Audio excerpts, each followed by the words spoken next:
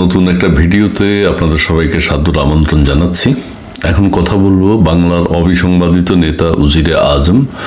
উজিরে আজম কেন বলছি, যে এনসিপি যে দলটি গঠিত হয়েছে, যদিও এই দলটির এখনো কোনো নিবন্ধন নেই, মার্কা নেই, নতুনভাবে হয়েছে, কিন্তু তাদের এত দাপট, তাদের এত শক্তি, এত অর্থ তাদের বলার অপেক্ষা রাখে না। উজিরে আজম বলছে যে কারণে কেউ কেউ বলছেন যে এনসিপির প্রধান নাহিদ ইসলাম না হয়ে হাসনাত আবদুল্লাহ হলে খুব ভালো হতো, অর্থাৎ এনসিপির আমির হাসনাত আবদুল্লাহকে করা হলে খুব ভালো হতো। তিনি খুব গুরুত্বপূর্ণ ভূমিকা রাখছেন এবং তার কথার মধ্যে একটা শার্পনেস আছে। এবং আরেকটি বিষয়, অদূর ভবিষ্যতে হাসনাত আবদুল্লাহকে দেশবাসীর সেনাপ্রধান হিসাবে পাচ্ছেন। কারণ হচ্ছে ঢাকা বিশ্ববিদ্যালয় থেকে অলরেডি স্লোগান উঠে গেছে, ওয়াকার না হাসনাত, ওয়াকার না হাসনাত, সবাই এক বাক্যে বলেছেন হাসনাত হাসনাত।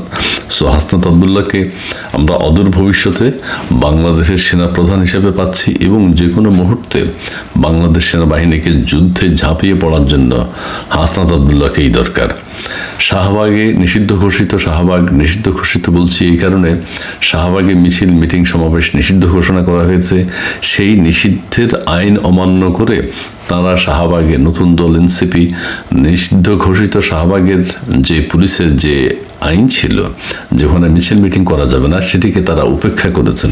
নতুন দলের ভূমিকা শুরু হয়েছে উপেক্ষা করে, অর্থাৎ আইন অমান্য করে শুরু করেছেন তাদের সমাবেশ।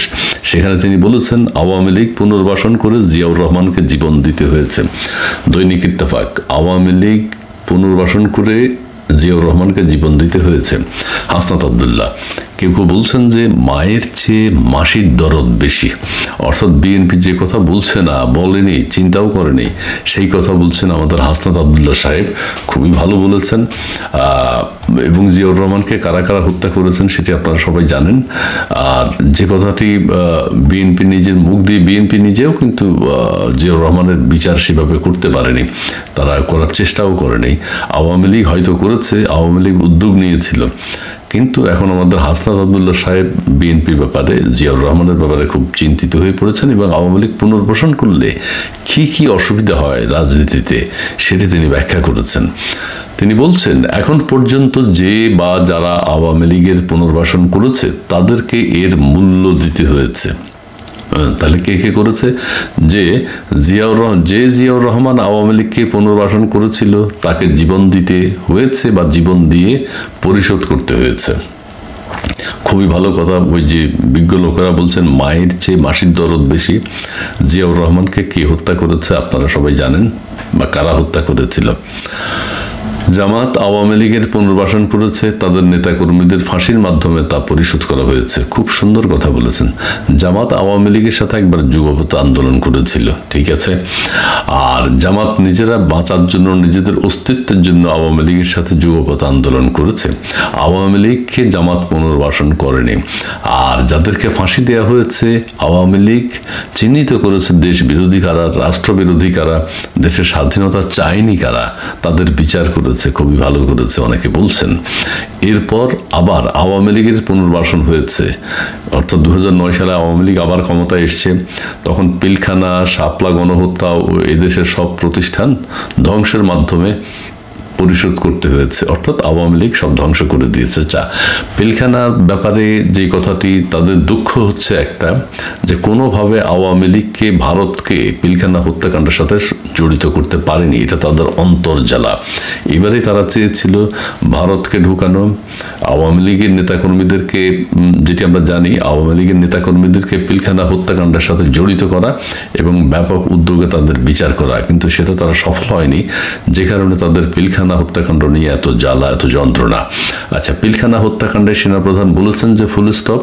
কি কারণে বলেছেন? যে 16 বছর বিচার হয়েছে এবং যারা হত্যাকাণ্ড ঘটিয়েছে আমরা নিজেরাও ভিডিওতে দেখেছি, বিডিআরের সমস্ত তৎকালীন বিডিআর সদস্য ভিতরে যারা ছিল তারা ঘোষণা দিয়ে সেনাবাহিনীর কর্মকর্তাদের দুঃখজনকভাবে হত্যা করেছে। এটি নিন্দনীয়, এটি অত্যন্ত নিন্দনীয়। কিন্তু তাদেরকে চাল ডাল না ভাত চাল কি আন্দোলন ছিল, সেখানে তারা খুব বিক্ষুব্ধ ছিল সেনা অফিসারদের প্রতি, যে কারণে তারা এই হত্যাকাণ্ড ঘটিয়েছে। এবং 16 বছর যাবত তাদের বিচার কার্য হয়েছে, অনেকের সাজা হয়েছে এবং সাজাপ্রাপ্ত যারা সাজাপ্রাপ্ত যারা দুঃখজনক হলেও তাদেরকে মুক্তি দেওয়া হয়েছে 5ই আগস্টের পরে, এইটা কিন্তু জাতি মেনে নেবে না, এটা একদিন বেরিয়ে আসবে। পিলখানা হত্যাকাণ্ডের ব্যাপারে গেল, শাপলা গণহত্যা সম্পর্কে যে কথাটি বলা হয় যে একটা দেশে নির্বাচিত সরকার আছে, সেই দেশেই এত ব্যাপকভাবে ঢাকা মহানগরীতে জ্বালাও পোড়াও ভাঙচুর আপনারা দেখেছেন, হাজার হাজার লক্ষ লক্ষ মাদ্রাসার ছাত্ররা এসে দাঁড়িয়েছে, তারপরে সেখানে কি জঙ্গি অবস্থা চলেছে এটা আপনারা সবাই দেখেছেন। এবং মাদ্রাসার ছাত্রদের কাছ থেকে এটি দেশবাসী আশা করেনি। এবং যেখানে ভাঙচুর তো হয়েছে ব্যাপক, বাংলাদেশের ইতিহাসে এটা একটা বিরাট ধাক্কা সরকারের জন্য। যে কোনো নির্বাচিত সরকার চাইবেই এটা মোকাবেলা করতে। যে কোনো সরকার, কেউ আসলো মিছিল মিটিং করলো, সরকারকে ক্ষমতা ছেড়ে চলে যাবে? এখন কি আপনারা যাচ্ছেন না, মোকাবেলা করছে এক ধরনের বৈধভাবে যতটুকু মোকাবেলা করা যায়। তাদেরকে নানানভাবে বলা হয়েছে যেটা শেষ করার জন্য তারা সেখানে অবস্থান গ্রহণ করেছে।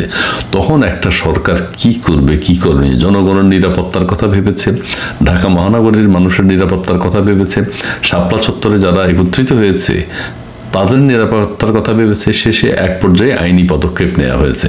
কতজন মারা গেছে, কে মারা গেছে, এটা নিয়ে অনেক বিতর্ক আছে। যাই হোক, শাপলা চত্বরের গণহত্যার কথা তারা বলেছেন, এটাও তাদের একটা জ্বালা। এবং তারা 13 দফা নিয়ে এসছে শাপলা চত্বরে। সেই 13 দফা বাস্তবায়িত হলে বাংলাদেশের অবস্থা কি হতো আপনারা সবাই জানেন। আফগানিস্তান এখন হচ্ছে, তবে একটু দেরি হয়েছে, অর্থাৎ 16 বছর লেগেছে আফগানিস্তান 13 সালের পর থেকে 16 বছর না রকম। দেশের সব প্রতিষ্ঠান ধ্বংসের মাধ্যমে তা পরিশোধ করতে হয়েছে। অর্থাৎ আওয়ামী লীগ এসছে, দেশের সব প্রতিষ্ঠান ধ্বংস হয়ে গেছে। হ্যাঁ, এটা নিয়ে সমালোচনা আছে, আলোচনা আছে, কিছু কিছু তারা ন্যাক্কারজনক কাজ করেছে, সেটির প্রতিবাদ অবশ্যই জানাতে হবে। এখন প্রশ্ন হচ্ছে, এখন কি প্রতিষ্ঠানগুলো ভালো আছে? এখন যে লুটপাট হচ্ছে, এখন তো সেনাবাহিনীকে বিতর্কিত করা হয়েছে। সেনাবাহিনীকে এখন জনগণের মুখোমুখি দাঁড় করানো হয়েছে। সবচেয়ে বড় প্রতিষ্ঠান যেটি বাংলাদেশের, সব কিছু ধ্বংস নিজেরাই করছে। এখন প্রশাসনের কোনো কাজ হচ্ছে? পুলিশ প্রশাসন কোনো কাজ করছে যেভাবে পুলিশকে হত্যা করা হয়েছে? জি না। সচিবালয়ে কাজ হচ্ছে যেভাবে সচিবদেরকে ওএসডি করা হচ্ছে, বরখাস্ত করা হচ্ছে, বাধ্যতামূলকভাবে অবসর দেওয়া হচ্ছে? এটা তো হতে পারে না। একটা মানুষ তো এখন যারা সরকারের কাজ করছে, আগামী সরকার এসে আবার এদের সবাইকে বাদ দেবে, এটা কি বাংলাদেশের রীতি হওয়া উচিত? অবশ্যই না। তিনি বলছেন, আবারও যদি আওয়ামী লীগকে পুনর্বাসন করা হয়, আপনার আমার জীবন দিয়ে খেসারত দিতে হবে। আপনার জীবন না, এটা হলো আমার জীবন। আমার জীবন বলতে হাসনাত আবদুল্লাহর জীবন, হাসনাত আবদুল্লাহদের জীবন। তারা তো শঙ্কিত কেন? তাদের জীবন দিতে হবে কেন? তারা কি অন্যায় করেছে? নিশ্চয়ই অন্যায় করেছে, যে কারণে শঙ্কা বোধ করছে তারা। যদি অন্যায় করে থাকে, অবশ্যই অন্যায়কারীর বিচার হবে এবং বিচার করতে হবে, যারাই ক্ষমতায় আসুক। কে ক্ষমতায় আসবে সেটা আমরা এখনো জানি না। তিনি আরো বলছেন যে যদি 10টা ফেরাউন আর 10টা নমরুদ একত্র করা হয়, তাও শেখ হাসিনার মতো হবে না, হাসিনার সমান হবে না। এখন ফেরাউন নমরুদ সম্পর্কে আমরা যে ইতিহাস জানি বা শুনেছি, ফেরাউন এবং নমরুদকে তো ছোট করা হলো, তার মানে তারা দুজন আমাদের নবীজিদের বিরুদ্ধে তেমন কোনো অপরাধ করে নাই। অর্থাৎ 10টা ফেরাউন 10টা নমরুদের সমান অপরাধ একত্র করলেও শেখ হাসিনার সমান হবে না। তার মানে ফেরাউন আমাদের ইসলামের যেটা আছে, যে ফেরাউন নমরুদ আমাদের নবীদেরকে যেভাবে অপমান অপদস্থ করেছে, হাসিনা তার চেয়েও বেশি।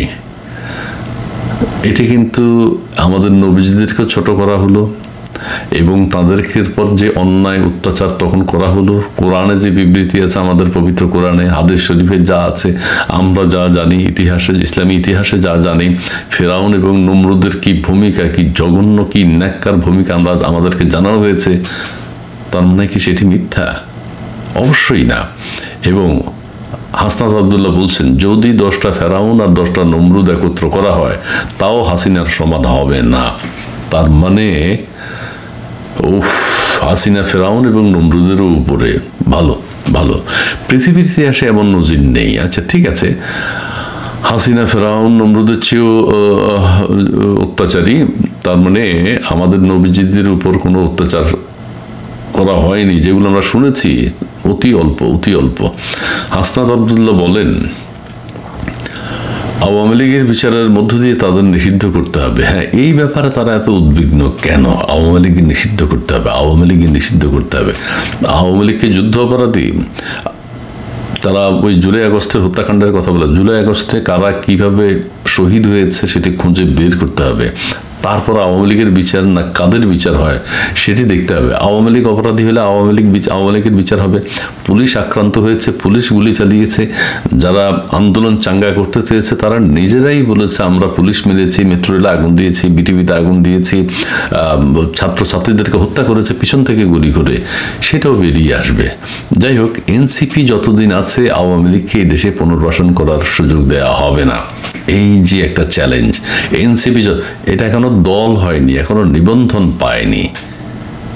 এনসিপি যতদিন আছে ততদিন আওয়ামী লীগকে এই দেশে আসতে দেওয়া হবে না। আচ্ছা, ঠিক আছে, আওয়ামী লীগকে রেখে ইনক্লুসিভ নির্বাচনের কথা যারা বলেন, বিগত 3টি নির্বাচনে ইনক্লুসিভ ইলেকশন কোথায় ছিল? হ্যাঁ, যদি তাই হয়, বিগত 3টি নির্বাচন, বিশেষ করে 14, 18 এবং 24, 14, 18 এবং 24-এর নির্বাচন যদি অবৈধ হয়, বিশেষ করে 24-এরটা যদি অবৈধ হয়, তাহলে অন্তর্বর্তীকালীন সরকারও অবৈধ, কারণ রাষ্ট্রপতি অবৈধ। সরকার সংসদ ভেঙে দিয়েছেন, রাষ্ট্রপতি সংসদ ভেঙে দিয়েছে, কিন্তু বলা হয়নি সেখানে যে নির্বাচন অবৈধ ছিল, এই সংসদ আমরা মানি না, এই সংসদ রাখবো না। কাজেই সংসদ নির্বাচনকে কোনোভাবে অবৈধ বলা হয়নি। সেই নির্বাচনকে গ্রহণযোগ্য নির্বাচন আখ্যা দেওয়া হয়েছে এই কারণে যে রাষ্ট্রপতি আছেন সেই নির্বাচনের, সেই প্রধানমন্ত্রী, সেই দল দ্বারা নির্বাচিত রাষ্ট্রপতি আছেন। রাষ্ট্রপতি যদি বৈধ হন তাহলে সেই সরকারও বৈধ। রাষ্ট্রপতি যদি অবৈধ হন তাহলে এই অন্তর্বর্তীকালীন সরকার যেটা, সেটা অসাংবিধানিক এবং তার কোনো ভিত্তি নেই, কারণ তারা বিপ্লবী সরকার গঠন করেননি, সংবিধানও রেখেছেন, রাষ্ট্রপতিও রেখেছেন।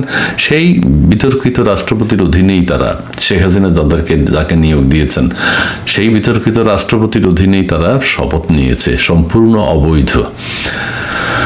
আচ্ছা, সে অনেক কথা বলেছেন ক্যান্টনমেন্টের উদ্দেশ্যে। আপনারা ক্যান্টনমেন্টেই থাকুন, আমরা আপনাদের শ্রদ্ধা ও সম্মান জানাই, আপনারা ক্যান্টনমেন্টেই থাকুন। এই সেনাবাহিনীরা কিন্তু তাদেরকে ব্যাপক সাপোর্ট করেছে 5ই আগস্ট থেকে, না 5ই আগস্টের আগ থেকেই সাপোর্ট করেছে। তখন সেনাবাহিনী কেন ক্যান্টনমেন্টের বাইরে এসছে? তখন তারা কোনো কথা বলেনি কেন? সেনাবাহিনীর সাথে তাদের এখন স্বার্থের দ্বন্দ্ব দেখা দিয়েছে, যেই কারণে তারা সেনাবাহিনীর কোনো হস্তক্ষেপ চায় না। সেনাবাহিনী এখন পর্যন্ত ম্যাজিস্ট্রেসি পাওয়ার নিয়ে মাঠে আছে। সেনাবাহিনী যদি ব্যারাকে ফিরে যায় তাহলে ওই দেশবাসী আবার কি করবে সেটিও জানি না। তখন তাদেরকে সাধারণ মানুষের মতো পথ চলতে হবে। সেনাবাহিনী এত দিন, গত 8টা মাস তাদেরকে সাপোর্ট দিয়ে এসছে এবং তাদেরকে সহযোগিতা করেছে। সেনাবাহিনীর কাঁধে উঠে তারা বক্তব্য দিয়েছে, যেটি সেনাবাহিনীর জন্য খুব অসম্মানজনক। আমরা দেশবাসী এটা দেখতে চাই না। সেনাবাহিনী সেনাবাহিনীর মতো থাকুক, এটি আমাদের চাওয়া, দেশবাসীর চাওয়া। দেশের সার্বভৌমত্ব রক্ষায় আপনাদের অবদানকে আমরা স্বীকার করি। সেনাবাহিনীর বিরুদ্ধে যেসব অপতথ্য তারা প্রচার করছে, অবদানকে স্বীকার করি, কিন্তু স্বাধীনতার পরে রাজনৈতিক পরিমণ্ডলে ক্যান্টনমেন্ট থেকে যেভাবে নগ্নভাবে হস্তক্ষেপ করেছে 24 পরবর্তী বাংলাদেশে সেই সুযোগ থাকবে না। এই দেশের রাজনীতি নিয়ন্ত্রণ করবে শুধু রাজনীতিবিদরাই।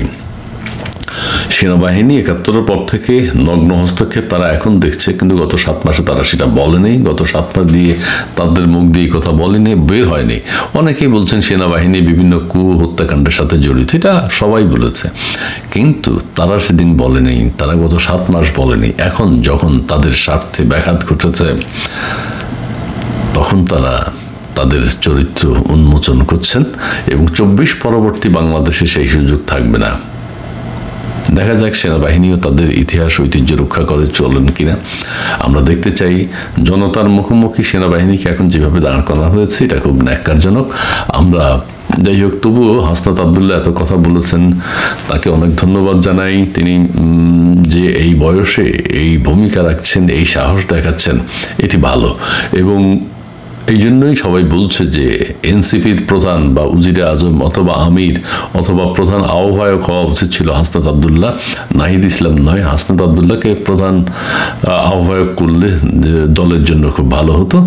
এবং বলা হচ্ছে যে আগামী দিনটিতে আমরা সেনাপ্রধান হিসাবে হাসনাত আবদুল্লাহকে দেখতে চাই।